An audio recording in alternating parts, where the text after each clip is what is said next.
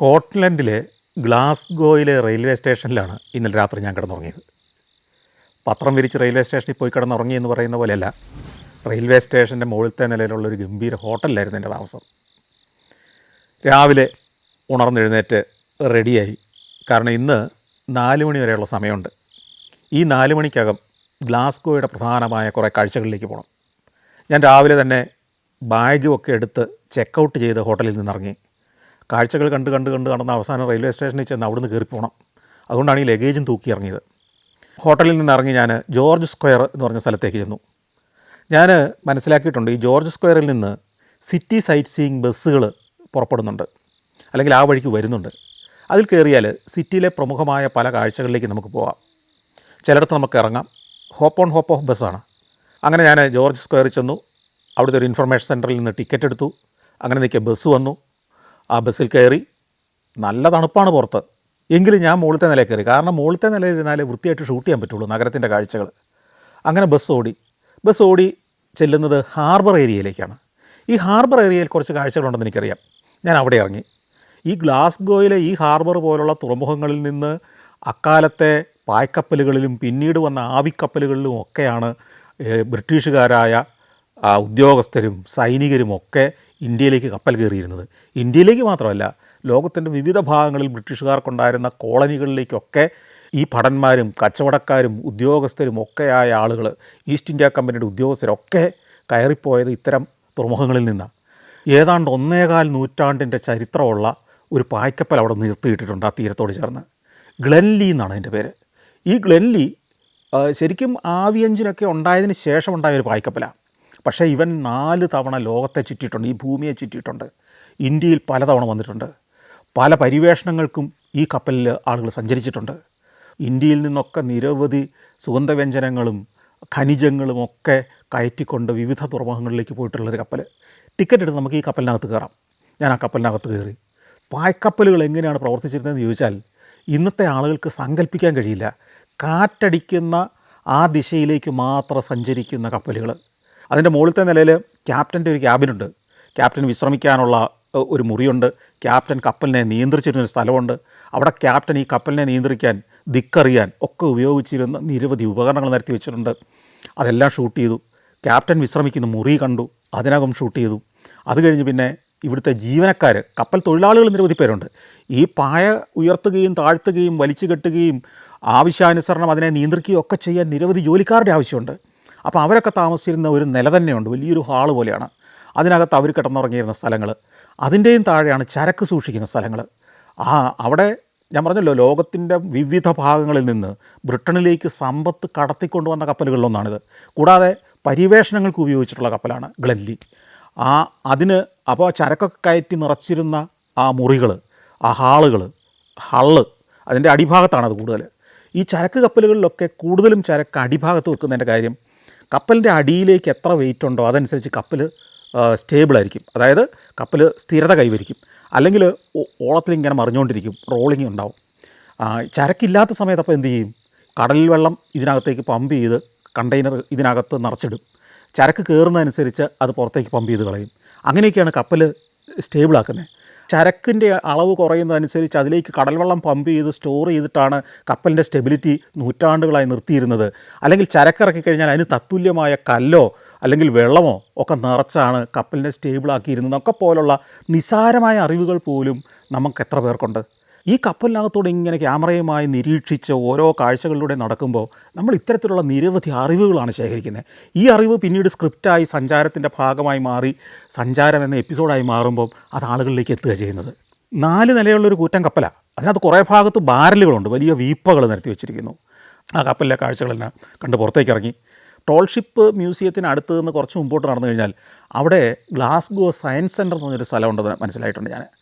അപ്പോൾ അങ്ങോട്ട് നടന്നു. ഈ സയൻസ് സെൻറ്ററിൽ പോകുന്നത് ശരിക്കും പറഞ്ഞാൽ സാധാരണ ഒരു സഞ്ചാരിക്ക് അല്ലെങ്കിൽ ഒരു ടൂറിസ്റ്റിന് വലിയ താല്പര്യമുള്ള കാര്യമല്ല. പക്ഷേ അവിടെ നിന്ന് ചില കാര്യങ്ങൾ എനിക്ക് പഠിക്കാനുണ്ടായിരുന്നു. അതുകൊണ്ടാണ് ഞാൻ അങ്ങോട്ട് പോയത്. അവിടെ ചെല്ലുന്നു. ഒരു വ്യത്യസ്തമായ കൺസ്ട്രക്ഷനാണ്. അതിമനോഹരമായ, ആരെയും ആകർഷിക്കുന്ന ഒരു നിർമ്മാണ ശൈലിയിലാണ് കെട്ടിടം പണിതിരിക്കുന്നത്. ഞാനതിൻ്റെ അകത്തേക്ക് കയറി ചെന്ന് ടിക്കറ്റ് എടുക്കണം. കയറി. ഇതെന്തിനാണ് പണിതിരിക്കുന്നത് അറിയോ? കുട്ടികൾക്കും ചെറുപ്പക്കാർക്കും ശാസ്ത്ര വിഷയങ്ങൾ വളരെ ലളിതമായി പറഞ്ഞു കൊടുക്കുന്നൊരു സെൻറ്ററാണ്. വെറുതെ ഒരു മ്യൂസിയം എന്ന് കരുതരുത്. ഇതൊരു പ്രവർത്തന കേന്ദ്രമാണ്. അതായത് കുട്ടികളുമായിട്ട് മാതാപിതാക്കൾ അല്ലെങ്കിൽ സ്കൂളുകളിൽ നിന്ന് അധ്യാപകർ ഈ സെൻറ്ററിലേക്ക് വരും, അല്ലെങ്കിൽ മുതിർന്നവർക്കും വരാം, ഏത് പ്രായക്കാർക്കും വരാം. അവർക്ക് അവിടെ വെച്ച് ആയിരക്കണക്കിന് പരീക്ഷണങ്ങൾ നടത്താം, സ്വതന്ത്രമായിട്ട് ചെയ്യാം. ഇപ്പോൾ ഉദാഹരണം പറഞ്ഞാൽ, ഞാൻ കയറി ചെന്നപ്പോൾ ഒരിടത്ത് മാഗ്നറ്റുകൾ വെച്ചിരിക്കുന്നു, കോപ്പർ വയർ, ഇൻസുലേറ്റഡ് കോപ്പർ വയറിൻ്റെ ഒരു കോയിൽ വെച്ചിരിക്കുന്നു. എന്നിട്ട് നമുക്കത് തിരിക്കാം. അപ്പോൾ എന്താ ശരിക്കും സംഭവിക്കുന്നതെന്ന് ആലോചിച്ച് നോക്കിയേ. ഡൈനാമോ അല്ലെങ്കിൽ പവർ ജനറേറ്റ് ചെയ്യുന്ന ആ സിസ്റ്റം അതാണ്. അപ്പോൾ നമ്മൾ ക്ലാസ്സിൽ പലതും പഠിച്ചിട്ടുണ്ടാവും എങ്ങനെയാണ് വൈദ്യുതി ഉണ്ടാക്കുന്നത്. കാന്തിക വലയത്തിനാണ് അകത്ത്, കാന്തങ്ങൾക്കകത്ത് കോപ്പർ വയർ ചുറ്റിയ കോയിൽ കറങ്ങുമ്പോൾ കറണ്ട് ഉണ്ടാകുമെന്നാണ് നമ്മൾ പഠിച്ചിരിക്കുന്നത്. ഇത് പഠിച്ച് ക്ലാസ്സിൽ ഇരുന്ന് പലതവണ കാണാതെ പഠിച്ചെങ്കിലും പലതവണ അധ്യാപകന് പഠിപ്പിച്ചെങ്കിലും നമ്മുടെ മനസ്സിൽ പോയിട്ടുണ്ടാവില്ല. പക്ഷേ ഇവിടെ അതല്ല ചെയ്യുന്നത്. കോപ്പർ വയർ അവിടെ വെച്ചിരിക്കുന്നു, അത് നമ്മൾ ചുറ്റുന്നു. കാന്തം അവിടെ വെച്ചിരിക്കുന്നു, അതിനെ പ്രത്യേക രീതി വെക്കുന്നു. അതിനുള്ള അവിടെ ഡയഗ്രാം ഒക്കെ വെച്ചിട്ടുണ്ട്. അല്ലെങ്കിൽ ഇൻസ്ട്രക്ടേഴ്സ് വന്ന് പറഞ്ഞു തരും, നമുക്കത് വെക്കാം, എന്നിട്ട് ഇത് കറക്കാം. കറക്കുമ്പോൾ അതിൽ നിന്നുള്ള കമ്പി പോയിട്ട് ഒരു ബൾബിൽ പിടിപ്പിച്ചിരിക്കുന്നു. ഈ കറക്കുന്നതനുസരിച്ച് ആ ബൾബ് തെളിയുന്നു. ഒരു കുട്ടിക്കൊന്ന് ആലോചിച്ച് നോക്കിയേ, ഒരു 3ാം ക്ലാസ്സിലോ 4ാം ക്ലാസ്സിലോ 5ലോ ഒക്കെ പഠിക്കുന്നൊരു കുട്ടി സ്വയം വൈദ്യുതി ഉൽപ്പാദിപ്പിക്കുകയാണ്, അതിനുള്ള സാധനങ്ങൾ അവിടെ വെച്ചിരിക്കുകയാണ്. ഇങ്ങനെ നൂറുകണക്കിന് പരീക്ഷണങ്ങൾ നടത്താനുള്ള ഉപകരണങ്ങളും സാധനങ്ങളും പ്രൊഫഷണലായിട്ട് വെച്ചിരിക്കുക. അതായത് വഴിയരികിലെ കടയിൽ നിന്ന് വാങ്ങിക്കൊണ്ടെന്ന് മട്ടിലല്ല, ആർക്കും പെട്ടെന്ന് പരീക്ഷണം നടത്താവുന്ന പോലെ. ശബ്ദം, നമ്മൾ ചില ശബ്ദം പല രീതിയിൽ ശബ്ദം പുറപ്പെടുവിക്കുമ്പോൾ അതിനെ ആംപ്ലിഫൈ ചെയ്യുന്നത്, അത് ഏതൊക്കെ രൂപത്തിൽ എത്ര അകലെ അത് എത്തുന്നു എന്നുള്ളത്, അല്ലെങ്കിൽ ഒരു കുഴലിലൂടെ ശബ്ദം കടന്നു പോകുമ്പോൾ അത് കറങ്ങി തിരിഞ്ഞ് വീണ്ടും കുറേ ദൂരം ഓടിയിട്ട് ആ കുഴലിൻ്റെ മറ്റേറ്റം നമ്മുടെ ചെവി വരുമ്പോൾ അത് കേൾക്കുന്ന രീതി, ഇങ്ങനെ നിരവധി പരീക്ഷണം. പ്രകാശത്തിൻ്റെ സഞ്ചാരത്തിൻ്റെ ഉദാഹരണത്തിന് ഒരിടത്ത് ഒരു ലൈറ്റ് സോഴ്സ് വെച്ചിരിക്കുന്നു, ഒരു ടോർച്ച് ലൈറ്റ് പോലെ. അതിനടുത്ത് പ്രിസം, ലെൻസ്, ഇങ്ങനെയുള്ള പല സാധനങ്ങളുണ്ട്. നമുക്കതൊക്കെ യഥേഷ്ടം എടുത്ത് അവിടെ മാർക്ക് ചെയ്തിട്ടുണ്ട്, നിങ്ങൾ എവിടെ വെച്ച് നോക്കിയാൽ എന്ത് എഫക്റ്റ് വരുമെന്ന്. നമുക്ക് ആ പ്രിസം അവിടെ കൊണ്ടുപോയി വെച്ച് നോക്കാം.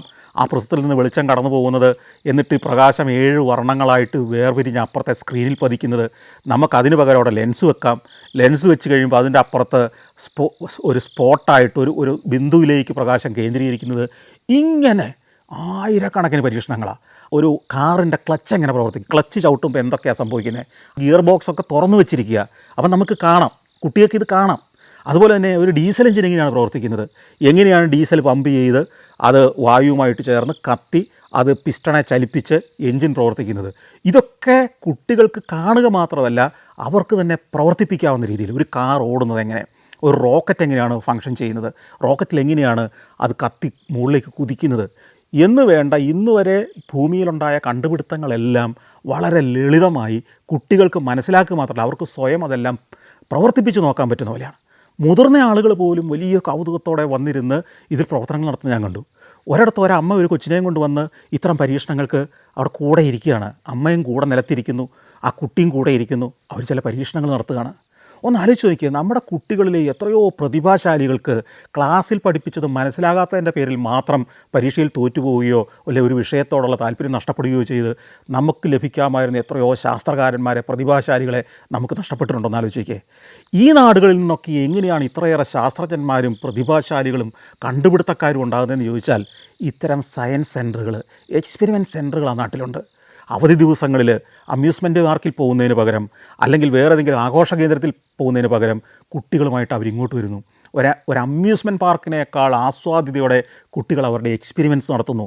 അവർക്ക് പുതിയ ഉൾവിളികളുണ്ടാകുന്നു, അവർക്ക് പുതിയ അറിവുകളുണ്ടാകുന്നു, അവരുടെ വീക്ഷണം മാറുന്നു, അവരുടെ ജീവിതത്തെക്കുറിച്ചുള്ള കാഴ്ചപ്പാട്, ലക്ഷ്യങ്ങൾ മാറുന്നു, അവരിൽ നിന്ന് പ്രതിഭാശാലികളുണ്ടാകുന്നു. അത്ഭുതമായ സ്ഥലമല്ലേ? ഞാനത് കുറേ നേരം, ഞാനീ പറഞ്ഞ ഏതാനും എണ്ണം മാത്രമാണ്. നിങ്ങൾ ഗ്ലാസ്ഗോയിലെ സയൻസ് സെൻറ്ററിൽ ഇംഗ്ലണ്ടിൽ താമസിക്കുന്നവരെങ്കിലും നിങ്ങൾ കുട്ടികളുമായിട്ട് അവിടെ ചെല്ലണം. ഇപ്പം അതിൻ്റെ പ്രവർത്തനം എങ്ങനെയാണെന്ന് എനിക്കറിയില്ല. പക്ഷേ ഞാൻ പോകുന്ന 2005 അത്ഭുതപ്പെടുത്തുന്ന ഒരു കേന്ദ്രമായിരുന്നു. കുട്ടികൾക്ക് 1, 2, 3 ദിവസം സ്പെൻഡ് ചെയ്യാൻ പറ്റുന്ന ഗംഭീര സ്ഥലമാണ്. എൻ്റെ നാട്ടിലും ഈ അടുത്ത കാലത്ത് ഒരു സയൻസ് സെൻറ്റർ ഇനാഗുറേറ്റ് ചെയ്തു. കുറവലങ്ങാട് എന്ന് പറയുന്നത്, എൻ്റെ മരങ്ങാട്ടുള്ളിൽ നിന്ന് വെറും 5 കിലോമീറ്റർ അകലെയുള്ള കുറവലങ്ങാട് ഒരു സയൻസ് സെൻറ്റർ. കേരളത്തിൽ അല്ലെങ്കിൽ ഇന്ത്യയിലെ തന്നെ അപൂർവമായ സയൻസ് സെൻറ്ററുകളിലൊന്ന്. ഇത്ര ബൃഹത്തായതൊന്നും അല്ലെങ്കിൽ കൂടി അതിൻ്റെ ഒരു ചെറിയ തുടക്കമാണ്. എനിക്കും വളരെ അഭിമാനമുണ്ട്. അതിവിടേക്ക് കൊണ്ടുവന്ന ആളുകളെ ഞാൻ പ്രത്യേകം അഭിനന്ദിക്കുകയാണ്. കാരണം നമ്മുടെ പുതിയ തലമുറയ്ക്ക് ശാസ്ത്ര അഭിരുചി ഉണ്ടാകുന്ന ഇത്തരം കേന്ദ്രങ്ങൾ നാട്ടിലുണ്ടാവണം. അവിടെ നിന്ന് ഇറങ്ങി കുറച്ചേറെ സമയം ഞാനവിടെ സ്പെൻഡ് ചെയ്തു. അതുകൊണ്ട് ഞാൻ പെട്ടെന്ന് തിരിച്ചു നടന്നു. ടോൾഷിപ്പ് മ്യൂസിയത്തിൻ്റെ സമീപത്ത് ചെന്നു. ബസ് വന്നു, അതിൽ കയറി. ഈ ബസ് പല വഴികളിലൂടെ പോയി. ആ വഴികളെല്ലാം ഞാൻ വിശദീകരിക്കുന്നില്ല. ആ ബസ്സിൻ്റെ ഡബിൾ ഡക്കറിൻ്റെ മുകളിലിരുന്ന് ആ പോർട്ട് ഏരിയ, ആ നദീതീരങ്ങൾ, അതിൻ്റെ ഉൾനാടുകൾ, ഗ്രാമീണ കാഴ്ചകളൊക്കെ പകർത്തിയെടുത്തു. വീണ്ടും ചെല്ലുന്നത് ഗ്ലാസ്ഗോയിലെ യൂണിവേഴ്സിറ്റിയുടെ മുന്നിലേക്കാണ്. ഗ്ലാസ്ഗോ യൂണിവേഴ്സിറ്റിയുടെ മുന്നിലെത്തുമ്പോൾ ഒരു അനൗൺസ്മെൻറ്റ് വന്നു. ഇവിടെ നിരവധി പ്രതിഭാശാലികൾ, നിങ്ങളറിയുന്ന നിരവധി പ്രതിഭകൾ പഠിച്ച ഒരു യൂണിവേഴ്സിറ്റിയാണ്. ഇവിടുത്തെ ഒരു കോളേജാണ് അവിടെ ഒരു യൂണിവേഴ്സിറ്റി എന്ന് പറയുന്നത്. ഒരു ക്യാമ്പസിലുള്ള കെട്ടിടവും അവിടെ കുട്ടികൾ 10,000-2,000 കുട്ടികൾ പഠിക്കുന്ന ഒരു ക്യാമ്പസിനെ അവിടെ യൂണിവേഴ്സിറ്റി എന്നാണ് വിളിക്കുന്നത്. ഇവിടെ പഠിച്ചിറങ്ങിയതിൽ ചിലരുടെ പേരുകൾ കേട്ടാൽ നിങ്ങളറിയും. ആവി എഞ്ചിൻ കണ്ടുപിടിച്ച് ജെയിംസ് വാട്ട് ഇവിടുത്തെ ഒരു സ്റ്റുഡൻ്റായിരുന്നു. ടെലിവിഷൻ കണ്ടുപിടിച്ച ജോൺ ബേർഡ് ഇവിടുത്തെ ഒരു സ്റ്റുഡൻ്റായിരുന്നു.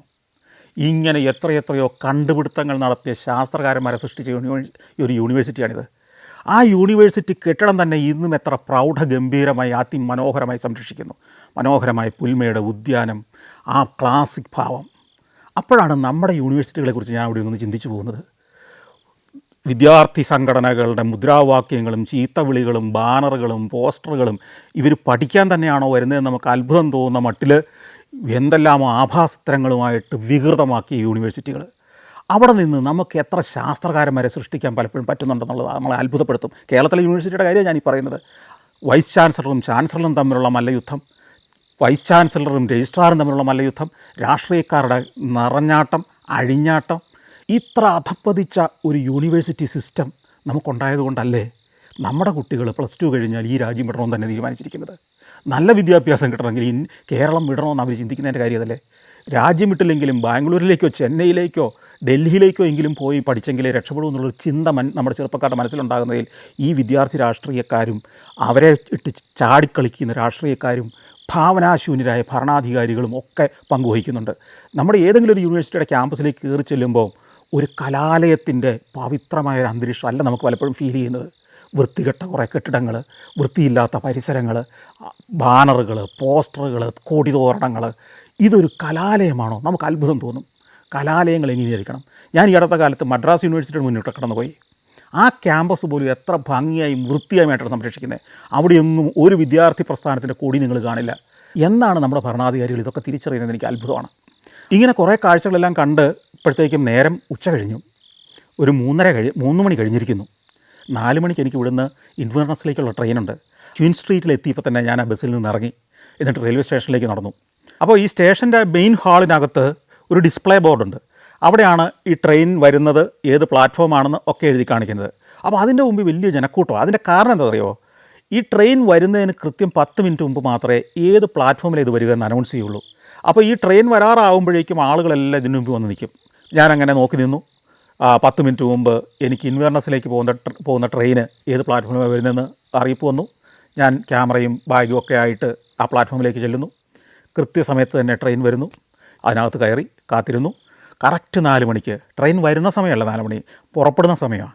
കറക്റ്റ് 4 മണിക്ക് ട്രെയിൻ പുറപ്പെട്ടു. പിന്നെ ഈ ഗ്ലാസ്ഗോ നഗരത്തെ പിന്നിലാക്കി ഗ്ലാസ്ഗോയുടെ നഗരപ്രാന്തങ്ങൾ പിന്നിട്ട് ഗ്രാമങ്ങളിലൂടെ ഓടാൻ തുടങ്ങി. പുൽമേടുകൾ. അപ്പോഴത്തേക്ക് നേരെ ഇരുട്ടി. 4 മണി കഴിഞ്ഞപ്പോഴത്തേക്ക് സന്ധ്യയായി. പിന്നെ കുറച്ചുകൂടി ഓടിക്കഴിഞ്ഞപ്പോഴത്തേക്ക് നല്ല ഇരുട്ടിലൂടെയായി ട്രെയിൻ ഓടുന്നത്. ഇടയ്ക്ക് പെർത്ത് എന്ന് പറയുന്നൊരു സ്റ്റേഷനിൽ വണ്ടി പോയി നിന്നു.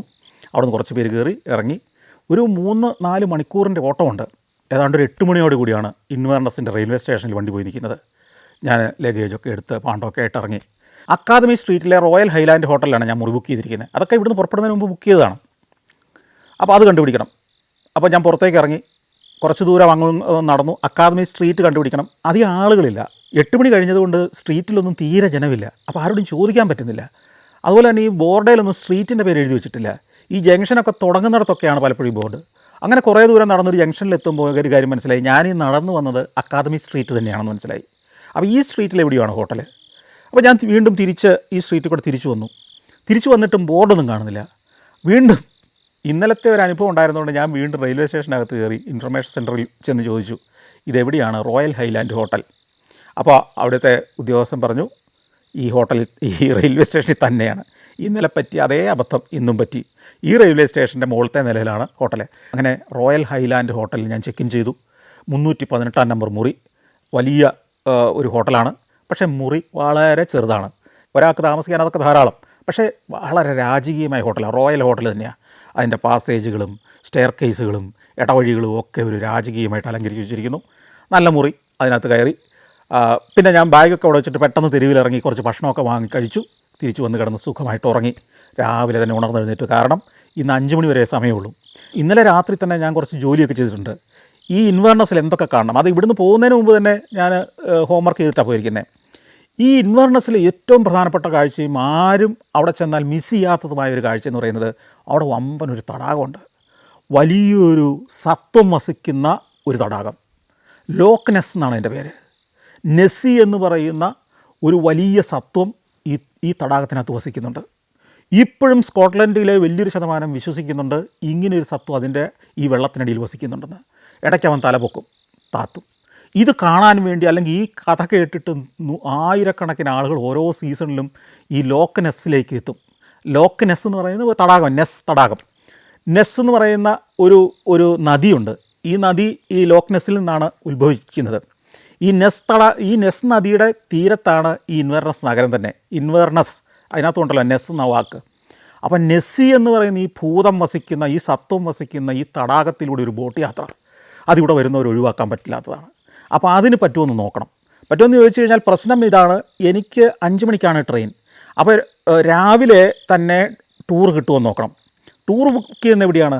അപ്പോൾ അതിന് ഇത്തരം രാജ്യങ്ങളിലൊക്കെ ഒരു ടൂറിസ്റ്റ് ഇൻഫർമേഷൻ സെൻറ്റർ നഗരത്തിൽ 2-3 സ്ഥലത്തുണ്ടാവും. ഏറ്റവും ചെറിയ നഗരത്തിൽ പോലും ഒരു സെൻറ്ററെങ്കിലും ഉണ്ടാവും. ലോകത്ത് മിക്കവാറും എല്ലാ രാജ്യങ്ങളിലും, വികസിത നാടുകളിലോ അല്ലെങ്കിൽ പാശ്ചാത്യ നാടുകളിലോ ഒക്കെ ഇങ്ങനൊരു സ്ഥലം ഉണ്ടാവും, ഒരു ടൂറിസ്റ്റ് ഇൻഫർമേഷൻ സെൻറ്റർ. അപ്പോൾ അതെവിടെയാണെന്ന് ഞാൻ കണ്ടുപിടിച്ചു. ഈ ബ്രിഡ്ജ് സ്ട്രീറ്റിൻ്റെ സമീപത്ത് കൂടെ ചെല്ലുമ്പം അവിടെ സിറ്റി ഹാളുണ്ട്. സിറ്റി ഹാളിൻ്റെ മുമ്പിലാണ് ഈ ഇൻഫർമേഷൻ സെൻറ്റർ എന്നുള്ള വിവരം കിട്ടി. അങ്ങനെ രാവിലെ ആയിട്ട് നടക്കുകയാണ്. പല സ്ട്രീറ്റുകൾ നടന്ന് ഒടുവിൽ ഞാൻ ഈ പറഞ്ഞ ബ്രിഡ്ജ് സ്ട്രീറ്റിലെത്തി. ബ്രിഡ്ജ് സ്ട്രീറ്റിൻ്റെ ഒരു വശത്തൂടെയാണ് ഈ നെസ് നദി ഒഴുകുന്നത്. അതിൻ്റെ കുറുകെയുള്ള പാലത്തിൻ്റെ പേരിലാണ് ഇതിന് ബ്രിഡ്ജ് സ്ട്രീറ്റ് എന്ന് പേര് വന്നത്. അപ്പോൾ അതിൻ്റെ മുമ്പിൽ സിറ്റി ഹാളുണ്ട്. സിറ്റി ഹാൾ എന്ന് പറഞ്ഞാൽ നഗരഭരണ കേന്ദ്രമാണ്. അതിനടുത്ത് തന്നെ ഒരു ഇൻഫർമേഷൻ സെൻ്റർ ഉണ്ട്. അവിടെ എത്തിയപ്പോൾ കഥ എന്താ, അത് തുറന്നിട്ടേ ഇല്ല. വിൻ്ററിൽ ഞാൻ നേരത്തെ പറഞ്ഞല്ലോ ഇത്തിരി വൈകിയേ തുറക്കുകയുള്ളൂ. ഞാനവിടെ കാത്തു നിൽക്കുന്ന നേരത്തെ എന്ത് ചെയ്തു, ഞാൻ ഈ പാലത്തേ കയറി ഈ നദിയുടെ കാഴ്ചകളെടുത്തു. നല്ല തെളിഞ്ഞ വെള്ളമായിട്ട് ഒഴുകുന്ന നെസ് നദി, മഞ്ഞുരുകി വരുന്ന വെള്ളമാണ്. ഈ ലോക്ക് നെസ് എന്ന് പറയുന്ന ആ തടാകത്തിൽ നിന്ന് ഒഴുകി വരികയാണ്. ലോക്ക് നെസ് എന്ന് പറയുന്നത് വലിയ ഐതിഹ്യങ്ങളുള്ള, വലിയ കഥകളുള്ള ഒരു തടാകമാണ്. ഈ സ്കോട്ട്ലൻഡുകാർക്ക് ഒത്തിരി കഥകളും കെട്ടുകഥകളുണ്ട്, മിത്തുകളുണ്ട്. നമ്മൾ മിത്തിൻ്റെ ഒരു രാജ്യത്തു നിന്നാണ് നമ്മൾ ചെന്നിരിക്കുന്നത്. പക്ഷേ നമ്മളെ കവച്ചു വയ്ക്കുന്ന മിത്തുകൾ ഈ സ്കോട്ട്ലൻഡുകാർക്കുണ്ട്, പ്രത്യേകിച്ച് ഇൻവേർണസ് പോലുള്ള സ്ഥലങ്ങളിൽ. ഇതൊക്കെ ചിന്തിച്ച് നിൽക്കുമ്പോഴത്തേക്കും സമയം ഒന്നുകൂടെ പോയി നോക്കാമെന്ന് വിചാരിച്ച് ഇൻഫർമേഷൻ സെൻറ്ററിൽ ചെന്നപ്പോൾ അത് തുറന്നിട്ടുണ്ട്. അപ്പോൾ അവരോട് ഞാൻ ചോദിച്ചു, എനിക്ക് ലോക്ക് നെസ്സിലേക്ക് ബോട്ടിലൊരു യാത്രയ്ക്ക് പോകണം, അങ്ങോട്ട് ടൂർ നടത്തുന്ന ഏതെങ്കിലും കമ്പനി ഉണ്ടോ?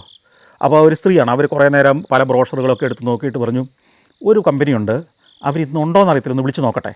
ഉടനെ ഇവർ ഫോൺ വിളിച്ചു.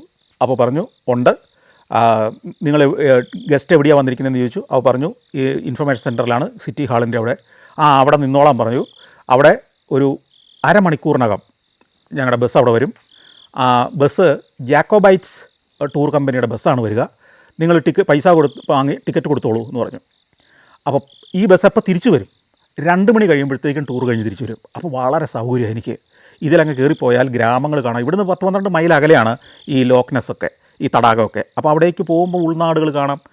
സ്കോട്ടിഷ് ഹൈലാൻഡ് എന്നാണ് ഈ ഭാഗമൊക്കെ അറിയപ്പെടുന്നത്. ഹൈലാൻഡ്സ് എന്ന് പറഞ്ഞാൽ മലനിരകൾ നിറഞ്ഞ പ്രദേശമാണ്, സമതലങ്ങളല്ല, കുന്നുകളും മലകളും ഒക്കെ നിറഞ്ഞ പ്രദേശം. അതിമനോഹരമായ ഭൂപ്രകൃതിയാണ്. അപ്പോൾ ഞാൻ പൈസ കൊടുത്ത് ടിക്കറ്റ് വാങ്ങി. ഇനി ഒരു അരമണിക്കൂർ ഉണ്ട്. അങ്ങനെ നിൽക്കുമ്പോൾ ഈ സ്ത്രീ എന്നോട് ചോദിച്ചു, അരമണിക്കൂർ ഇല്ലേ, നിങ്ങൾ വേണേൽ കാസിൽ നിന്ന് പോയി കണ്ടിട്ട് പോകുന്നുള്ളൂ എന്ന് പറഞ്ഞു. ഞാൻ ചോദിച്ചു, എവിടെയാണ് കാസിൽ? ഇതിൻ്റെ നേരെ പുറകിലേക്ക് അടുത്ത സ്ട്രീറ്റിലേക്ക് എന്നാൽ മതി. അങ്ങനെ ചെല്ലുമ്പോൾ ഒരു ചെറിയ ആ കുന്നിൻ്റെ മുകളിൽ പഴയ ഒരു കാസിലുണ്ട്. ആ കാസിലിനടുത്തേക്ക് കയറി ചെല്ലാം. അവിടെ ഒന്ന് മനോഹരമായൊരു കാസിലാണ്. ഇത് 12-ാം നൂറ്റാണ്ടിൽ പണിത ഒരു കാസിലാണ്. പക്ഷേ അതിനിടയ്ക്കൊക്കെ തകർന്നു പോയി. അടുത്ത കാലത്ത് ഒരു 100-150 കൊല്ലം മുമ്പാണ് അതിനെ പുനർനിർമ്മിച്ചത്. പക്ഷേ പുനർനിർമ്മിക്കുമ്പോഴും ഇവർ ആ പഴയ പ്രതാപത്തോടെ, പഴയ ആ ഗാംഭീര്യത്തോടെ, അതേ കലാഭംഗിയോടെയാണ് പുനർനിർമ്മിക്കുന്നത്. അതിഗംഭീരമാണ് ആ കാഴ്ചകൾ. അതൊക്കെ ഷൂട്ട് ചെയ്തെടുത്തു. പക്ഷേ ഇതിനകത്ത് ഇപ്പോൾ വേറെ എവിടെയോ നമ്മൾ ഇതിനു മുമ്പ് കണ്ടതുപോലെ തന്നെ ഇതിനകത്തൊരു കോടതിയാണ് ഇപ്പോൾ പ്രവർത്തിക്കുന്നത്. പഴയ ഇത്തരം കാസിലുകളെയൊക്കെ കോടതികളോ ജയിലുകളോ ഒക്കെ ആയിട്ട് അവർ മാറ്റിയിരിക്കുകയാണ്. ആ കാസിലിൻ്റെ മുമ്പിൽ നിൽക്കുമ്പം ഞാൻ പറഞ്ഞല്ലോ, ആ കുന്നിൻ്റെ മുകളിലാണെന്ന്. താഴെ കൂടെ നെസ് നദി ഇങ്ങനെ ഒഴുകുന്നത് കാണാം. അപ്പുറത്തെ നദിക്കക്കരെയുള്ള ഗ്രാമങ്ങൾ കാണാം, കുന്നിൻ ചെരുവുകൾ കാണാം. ഈ കുന്നിൻ ചെരുവുകളിലെ വീടുകൾ കാണാം. പഴയ ഒരു കാൽപ്പനികമായ, അല്ലെങ്കിൽ ഏതോ ഒരു ബ്രിട്ടീഷ് സാഹിത്യത്തിൽ, ഇംഗ്ലീഷ് സാഹിത്യത്തിൽ നമ്മൾ വായിച്ച ഏതോ ഗ്രാമങ്ങളുടെയൊക്കെ ഓർമ്മകൾ നമ്മുടെ മനസ്സിലേക്ക് തരുന്ന ആ കാഴ്ചകളൊക്കെ കണ്ടു. അപ്പോഴത്തേക്കും ഒരു സംശയം, അരമണിക്കൂർ കഴിഞ്ഞോ?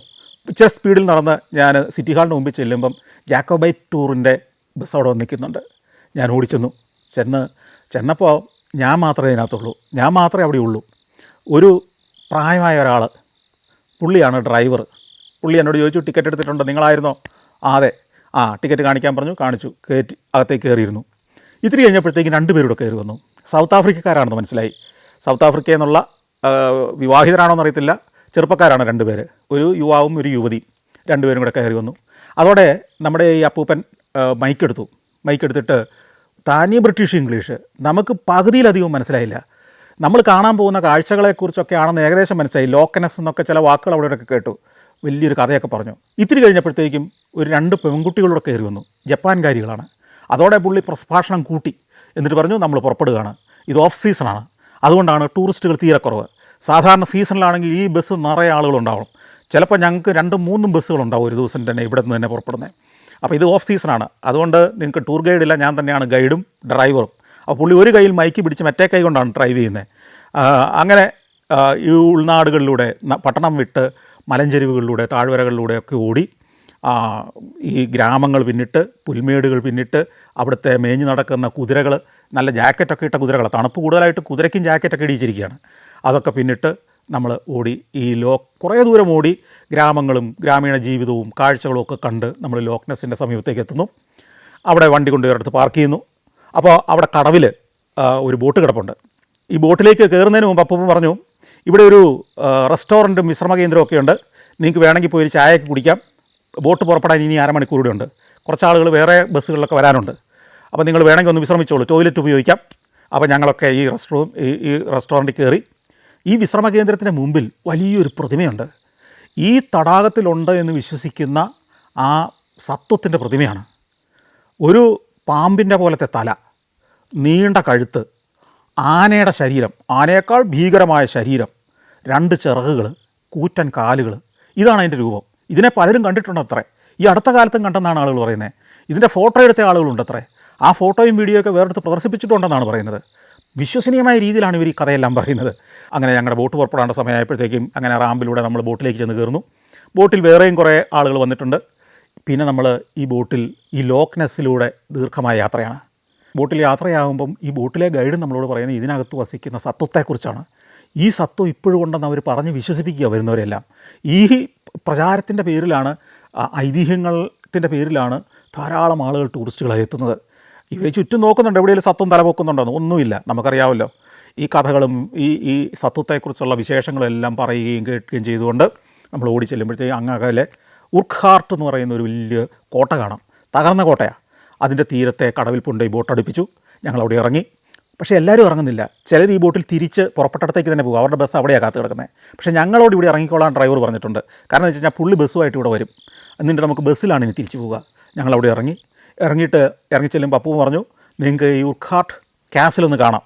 ഇവിടുത്തെ ഗ്ലെൻ പ്രഭുക്കന്മാർ പണിയിച്ചതാണ് ഈ കാസിൽ. ഗ്ലെൻ എന്നുള്ള വാക്ക് കേട്ടിട്ടുണ്ടാകും. സ്കോട്ട്ലൻഡിലെ പ്രശസ്തമായൊരു പേരാണ്. സ്കോച്ച് ഗ്ലെന്ന്, ഇത് രണ്ട് പലർക്കും കണക്ട് ചെയ്യാൻ പറ്റുന്നുണ്ടാകും. യെസ്, ഗ്ലെൻ എന്ന് പറയുന്ന അവിടുത്തെ പ്രഭുക്കന്മാരുടെ പേരാണ്. പ്രഭു കുടുംബത്തിൻ്റെ വംശത്തിൻ്റെ പേരാണ് ഗ്ലെൻ ഫിഡിച്ച്, ഗ്ലെൻ ലെവിറ്റ് എന്നൊക്കെ പറഞ്ഞിട്ട് സ്കോച്ച് മദ്യങ്ങൾ ഇപ്പോൾ ഉണ്ട്. അപ്പോൾ ആ ഗ്ലെൻ അവരുടെ കോട്ടയായിരുന്നു ഇത്. അപ്പോൾ ആ കോട്ടയുടെ കഥയും ചരിത്രമൊക്കെ എഴുതി വെച്ചിട്ടുണ്ട്. പലതും തകർന്നു പോയി, നൂറ്റാണ്ടുകളുടെ പഴക്കമുണ്ട്. കുറേ ഭാഗങ്ങളൊക്കെ തകർന്നാണ് കിടക്കുന്നത്. പക്ഷേ പൂർണ്ണമായി നിൽക്കുന്ന ചില ഗോപുരങ്ങളുണ്ട്, ചില തുരങ്കങ്ങളുണ്ട്. ഇതിനകത്തൂടെയൊക്കെ നടന്നു, ഗോപുരത്തിൻ്റെ മുകളിൽ കയറി ഷൂട്ട് ചെയ്തു, ചരിത്രം കഥകളെല്ലാം ഓർത്തു, അതൊക്കെ വിശദമായി സഞ്ചാരത്തിൽ കാണിച്ചു. അപ്പോഴത്തേക്ക് നമുക്ക് വീണ്ടും യാത്ര തുടരേണ്ട സമയമായി. ബസ്സിൽ ചെന്ന് കയറുന്നു, ഞങ്ങൾ വീണ്ടും യാത്രയാകുന്നു. യാത്രയായി പോകുന്ന വഴിക്ക് നമ്മുടെ അപ്പൂപ്പൻ പറഞ്ഞു, നമുക്ക് ഉച്ചഭക്ഷണവും ഒരു പ്രദർശനവും കൂടിയുണ്ട് ഒരു സ്ഥലത്ത്, ഒരു എക്സിബിഷൻ സെൻ്ററുണ്ട്. അവിടെ ചെന്ന് കഴിഞ്ഞാൽ ഞങ്ങൾ ഇത്രയും നേരം പറഞ്ഞതൊന്നും നുണയല്ലെന്ന് നിങ്ങൾക്ക് മനസ്സിലാകും. എന്താണെന്നറിയുമോ, ഈ സത്വം, ഈ നെസ്സി എന്ന് പറയുന്ന സത്വം ഉണ്ടായിരുന്നു എന്നുള്ളത് നിങ്ങളെ തെളിയിക്കുന്ന കാര്യങ്ങൾ അവിടെ കാണിക്കാൻ പോകുന്നത്. എന്നാൽ ഇതൊന്ന് കണ്ടിട്ടേ ഉള്ളൂ എന്ന് നമ്മളും തീരുമാനിച്ചു. അങ്ങനെ ചെന്ന് ഒരു എക്സിബിഷൻ സെൻറ്റർ, ഒരു കുന്നിൻ്റെ മുകളിൽ എക്സിബിഷൻ സെൻറ്റർ കൊണ്ടുപോയി വണ്ടി നിർത്തി. അവിടെ ഭക്ഷണവും കഴിക്കാം. ഈ എക്സിബിഷൻ കഴിഞ്ഞ് ഇറങ്ങി വരുമ്പോൾ അവിടെ റെസ്റ്റോറൻ്റ് ഉണ്ട്, നിങ്ങൾ ഭക്ഷണം കഴിച്ചിട്ട് വേണം കയറാൻ. അതിനൊരു 1/4 മണിക്കൂർ സമയം അനുവദിച്ചിട്ടുണ്ട്. ഞങ്ങൾ കയറി ചെല്ലുന്നു. അവിടെ ഒരു LED പ്രൊജക്ടർ വെച്ചിട്ട്, വലിയ സംഭവമൊന്നുമല്ല. പല കാലങ്ങളിൽ ഇതിനെ അന്വേഷണം നടത്തിയ പര്യവേഷകർ, വെള്ളത്തിൽ മുങ്ങിത്തപ്പി നെസ്സിക്ക് വേണ്ടി പര്യവേഷണം നടത്തിയവർ, പിന്നെ ചില ഫോട്ടോഗ്രാഫർമാർ എന്തോ ഒരു സാധനം ഇങ്ങനെ വെള്ളത്തിന് മുകളിൽ പൊങ്ങി നിൽക്കുന്നതിൻ്റെ ഫോട്ടോ എടുത്തത്, വേറെ ചിലർ ആർഗ്യൂ ചെയ്യുന്നുണ്ട്, അതായത് ജലപക്ഷിയിൽ അവിടെ പറന്നുപോയി അതിൻ്റെ ക്ലോസ് ഫോട്ടോ എടുത്തതാണെന്ന് പറയുന്നുണ്ട്. പക്ഷേ വിശ്വസനീയമായ രീതിയിൽ അവിടെ നടത്തിയ പര്യവേഷണങ്ങൾ, അവിടെ ഇങ്ങനെ ഒരു സത്വം ഉണ്ടെന്നുള്ളതിൻ്റെ സൂചന കിട്ടിയതിൻ്റെ തെളിവുകൾ ഇങ്ങനെയെല്ലാം പ്രദർശിപ്പിച്ച ഒരു പരിപാടി. പക്ഷേ യുക്തിബോധത്തോടെ ചിന്തിക്കുന്ന ഒരാൾക്ക് മനസ്സിലാകും അങ്ങനെ ഒരു സാധനമൊന്നുമില്ലെന്നും അതുണ്ടെങ്കിൽ കണ്ടുപിടിക്കാൻ ഇന്നത്തെ കാലത്ത് എന്തെങ്കിലും ബുദ്ധിമുട്ടുണ്ടോ, എന്തെല്ലാം സംവിധാനങ്ങളും സാങ്കേതിക വിദ്യകളുണ്ട് വെള്ളത്തിനടിയിൽ എന്തെങ്കിലും ഉണ്ടെങ്കിൽ കണ്ടുപിടിക്കാൻ. ഇന്നവരെ ആർക്കും കണ്ടുപിടിക്കാൻ പറ്റിയിട്ടില്ല. പക്ഷേ ഇവർ ഈ ഹൈപ്പ്, ഈ ഒരു കഥ പ്രചരിപ്പിക്കുന്നുണ്ട് വലിയ തോതിൽ. ബാക്കിയുള്ളൊരു ഭക്ഷണം കഴിക്കാൻ കയറി. എനിക്ക് ഭക്ഷണം കഴിക്കണമെന്ന് തോന്നിയില്ല. അതുകൊണ്ട് തന്നെ ഞാൻ ആ ഗ്രാമത്തിലൂടെ ചുറ്റി നടന്നു. പുൽമേടുകളും കുന്നും ചെരുവുകളുള്ള ഭാഗത്തൂടെ വീടുകൾ, ട്രഡീഷണൽ കൂർത്ത മേൽക്കൂരയായിട്ട് നിൽക്കുന്ന വീടുകൾ, കല്ല് കെട്ടിയ വീടുകൾ, അതിനൊക്കെ ഇടയ്ക്കൂടെ നടന്നു. ചിടത്ത് പുൽമേടുകളിൽ നല്ല പഞ്ഞിക്കെട്ട് പോലത്തെ ചെമ്മരിയാടുകൾ മേഞ്ഞ് നടക്കുന്നുണ്ട്. അതിനിടയ്ക്കൂടെ എല്ലാം നടന്ന് അവരുടെ എല്ലാം ഷൂട്ട് ചെയ്തു. അങ്ങനെ തിരിച്ചു വരുമ്പോഴത്തേക്കും പുറപ്പെടാറായി. ബസ് വീണ്ടും മടക്കയാത്ര ആരംഭിക്കുകയാണ്. മടക്കയാത്ര 1:30 കഴിഞ്ഞപ്പോഴത്തേക്കും മടക്കയാത്രയായി. അപ്പൂപ്പൻ ഇപ്പോൾ അനൗൺസ്മെൻ്റ് ഒന്നുമില്ല. പുള്ളി ശാന്തനാണ്. പുള്ളി മൈക്കെടുത്തു. ഞാൻ വിചാരിച്ച എന്തോ വലിയ കഥ പറയാൻ പോവുകയാണെന്നാണ്. അല്ല, അപ്പോൾ പറഞ്ഞതാണ്, ഇന്ന് ഞാൻ നിങ്ങളെ ഈ കാഴ്ചകളിലേക്കെല്ലാം കൊണ്ടുപോയി നിങ്ങൾക്ക് എന്നോടുള്ള സ്നേഹവും ആദരവും പ്രകടിപ്പിക്കാനുള്ള സമയമാണിത്. നിങ്ങളിറങ്ങുമ്പോൾ ഈ അപ്പൂപ്പനെ മറക്കാതിരിക്കുക. അവിടെ ഒരു പാത്രം വെച്ചിരിക്കുന്നതിൽ എന്തെങ്കിലും ടിപ്പ് കൊടുക്കുക. മഞ്ഞുകാലമാണ്, കഷ്ടകാലമാണ്, അപ്പൂപ്പന് ജീവിക്കേണ്ടതാണ് എന്നൊക്കെ പറഞ്ഞ് വളരെ ഹൃദയസ്പർശിയായ ഒരു പ്രസംഗം നടത്തി. എന്നിട്ട് പുറപ്പെട്ട സിറ്റി ഹാളിൻ്റെ മുമ്പിൽ കൊണ്ടുപോയി ബസ് നിർത്തി ഇറങ്ങി. ഞങ്ങളൊക്കെ ചെറിയ എന്തെങ്കിലുമൊക്കെ തുക ആ കൂടയ്ക്കകത്തിട്ടിട്ട് ഇറങ്ങിപ്പോയി. ഇനി ഒരു 2-3 മണിക്കൂർ കൂടെ ഉണ്ട്. ഞാൻ നഗരം കാണാൻ തീരുമാനിച്ചു. അങ്ങനെ നടന്നു. നഗരത്തിൻ്റെ പല ഭാഗങ്ങളിലൂടെ വിക്ടോറിയ എന്ന് പറയുന്നൊരു മാർക്കറ്റിലേക്ക് പോയി. അവിടുത്തെ പല കാഴ്ചകൾ കണ്ടു. മനോഹരമായി കല്ല് വിരിച്ച, ഗ്രാനൈറ്റ് വിരിച്ച തെരുവുകൾ, നടക്കാൻ മാത്രമുള്ള തെരുവുകൾ. ഈ സ്കോട്ട്ലൻഡിലെ പല തെരുവുകളും ഇങ്ങനെയാണ്, നടക്കാൻ മാത്രമുള്ള സുന്ദരമായ തെരുവുകൾ. അതിലൂടെ മനോഹരമായ വസ്ത്രം ധരിച്ച സുന്ദരന്മാരായ മനുഷ്യരങ്ങനെ നിറഞ്ഞൊഴുകുന്നു. 2 വശത്തും ക്ലാസിക് മന്ദിരങ്ങൾ. അവിടെയൊക്കെ ഏറ്റവും ആധുനികമായ ബ്രാൻഡഡ് ഷോറൂമുകൾ, ബ്രാൻഡഡ് വസ്ത്രങ്ങളുടെ, ബാഗുകളുടെ, ആഭരണങ്ങളുടെ ഒക്കെ ഷോറൂമുകൾ. ഈ വിക്ടോറിയ മാർക്കറ്റ് പോലും അതിമനോഹരമാണ്. നൂറ്റാണ്ടുകളുടെ പഴക്കമുള്ളതാണ്. പക്ഷേ മോഡേണായ ഫെസിലിറ്റികൾ അതിനകത്തുണ്ട്. ആ പഴയ കെട്ടിടം ആ പ്രൗഢിയോടെ സംരക്ഷിച്ചിരിക്കുന്നു.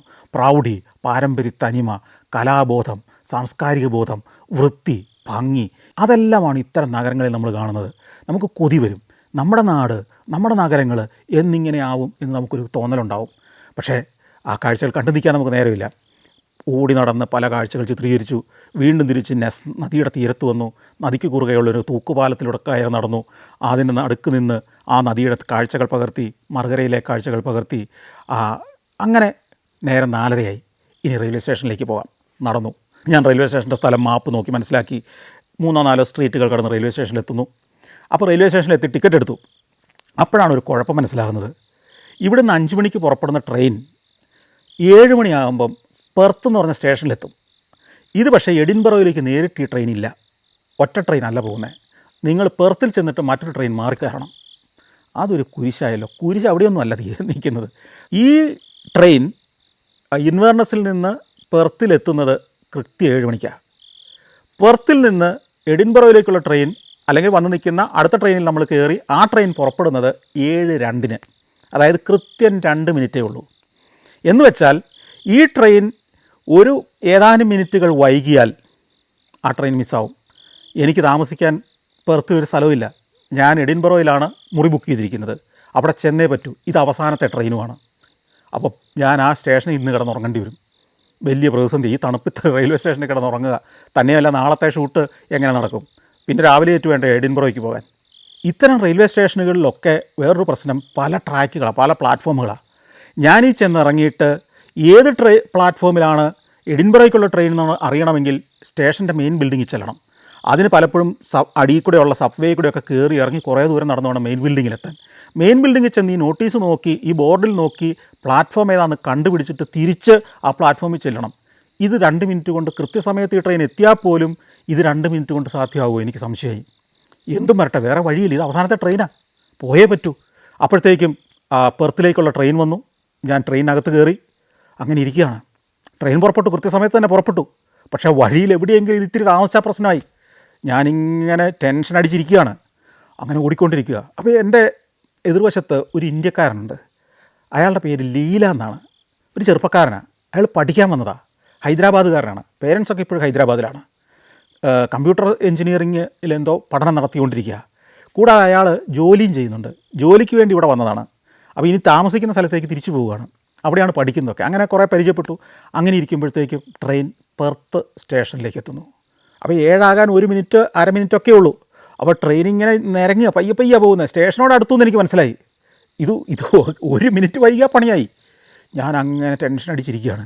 പക്ഷേ നിങ്ങൾ വിശ്വസിക്കുകയില്ല, 7:00 അല്ലെങ്കിൽ 19:00 എന്ന് സമയമാകുമ്പോൾ ട്രെയിൻ അങ്ങ് നിൽക്കുകയാണ്. ഞാനപ്പോഴത്തേക്കും ബാഗെല്ലാം എടുത്ത് വാതൊക്കെ പോയി നിൽക്കുകയാണ് ചാടാൻ. പെട്ടെന്ന് ഞാൻ പുറത്തേക്ക് ചാടി.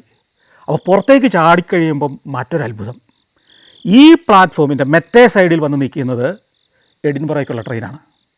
ഞാൻ ഈ ട്രെയിനിൽ നിന്നിറങ്ങി ആ പ്ലാറ്റ്ഫോം നേരെ ക്രോസ് ചെയ്യുന്നു, അപ്പുറത്തെ സൈഡിൽ നിൽക്കുന്ന ആ ട്രെയിനിലേക്ക് ചെന്ന് കയറുന്നു. 30 സെക്കൻഡ് പോലും എടുത്തില്ല ഇതിന്. ഇനിയും 1.5 മിനിറ്റ് മിച്ചം. ഇതല്ലേ റെയിൽവേയുടെ പ്രൊഫഷണലിസം എന്ന് പറയുന്നത്? ഇതല്ലേ റെയിൽവേയുടെ ആസൂത്രണം എന്ന് പറയുന്നത്? ഇതൊക്കെയല്ലേ നമ്മൾ അപ്രീഷിയേറ്റ് ചെയ്തു പോകുന്നത്? ഇങ്ങനെ ട്രെയിനിൽ ആളുകൾ വരാമെന്നും അവർക്ക് ഉണ്ട് എന്നുള്ളത് കൊണ്ടും തൊട്ടടുത്ത ട്രാക്കുകളിൽ 2 ട്രെയിനുകളെ നിർത്തിയിട്ടിരിക്കുന്നു എന്ന് മാത്രമല്ല, വരുന്ന ട്രെയിൻ കൃത്യസമയം പാലിച്ച് അവിടെ നിന്നിറങ്ങുന്നു. ഒരാൾക്ക് പോലും പരാതിക്കിടയില്ലാത്ത വിധം അത് കൃത്യസമയത്ത് എത്തുന്നു. അടുത്ത ട്രെയിൻ അതേ വശത്ത് തന്നെ അല്ലെങ്കിൽ അതിന് തൊട്ടടുത്ത് തന്നെ കാത്തു നിൽക്കുന്നു. വാതിലുകൾ തുറന്നു കിടക്കുന്നു. അവിടെ ആ ട്രെയിനിൻ്റെ സൈഡിൽ ഡിജിറ്റൽ ഡിസ്പ്ലേയിൽ എഴുതി വരുന്നു എഡിൻബറോ എന്നുള്ള ആ സ്ഥലത്തേക്കുള്ളതാണെന്ന്. ഒരു സംശയം ആർക്കുമില്ല. ഇറങ്ങുന്നു, അടുത്ത ട്രെയിനിൽ കയറുന്നു. കറക്റ്റ് 2 മിനിറ്റ്, 7:02 അല്ലെങ്കിൽ 19:02 വാതിലുകൾ അടയുന്നു, ട്രെയിൻ ഓടി തുടങ്ങുന്നു. പ്രൊഫഷണലിസത്തെ നമ്മൾ നമിച്ചു പോകും. നമ്മുടെ റെയിൽവേയൊക്കെ എന്നിത്തരത്തിലാകും എന്ന് ചിന്തിച്ചുകൊണ്ട് ആ ഇരുട്ടിലേക്ക് കണ്ണും നട്ട് ഞാനങ്ങനെ ഇരുന്നു.